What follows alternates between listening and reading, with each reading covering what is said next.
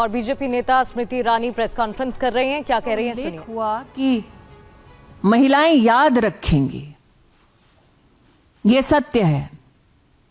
महिलाएं याद रखेंगी कि जब 6 दशक तक कांग्रेस के पास सत्ता थी तो 11 करोड़ महिलाएं इस देश में एक शौचालय से वंचित थीं।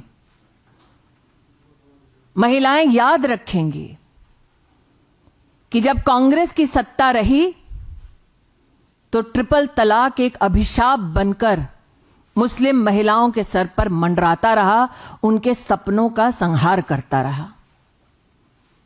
महिलाएं याद रखेंगी कि 25 करोड़ महिलाओं को बैंक का खाता खोलने में कांग्रेस की सरकार ने कभी समर्थन नहीं दिया, कभी सुविधा नहीं दी।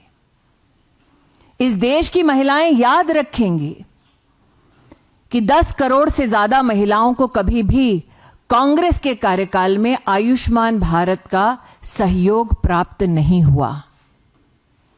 इस देश की महिलाएं याद रखेंगी कि भाजपा ने एनडीए की सरकार में पहली बार जेंडर बजट की व्यवस्था हुई, कांग्रेस के कार्यकाल में नहीं।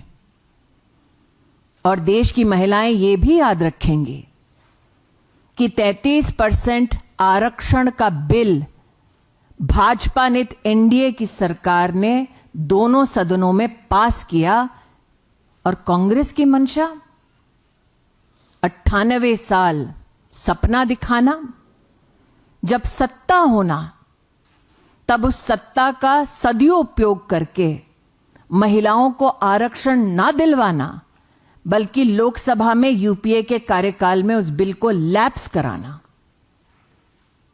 मैं स्तब्ध हूं कि कांग्रेस की प्रेस वार्ता में यह कहा गया कि वो 2023 के पारित बिल का समर्थन करते हैं जिसमें डिलिमिटेशन का उल्लेख है, लेकिन दोगलापन कांग्रेस का इतना कि साथ में यह भी कहते हैं कि उन्हें परिसीमन की समिति और व्यवस्था में विश्वास नहीं।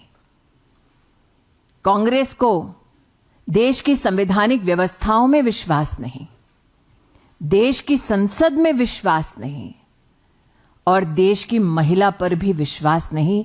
ये कांग्रेस ने अपना क्रूर चेहरा देश की जनता के सामने उजागर किया है।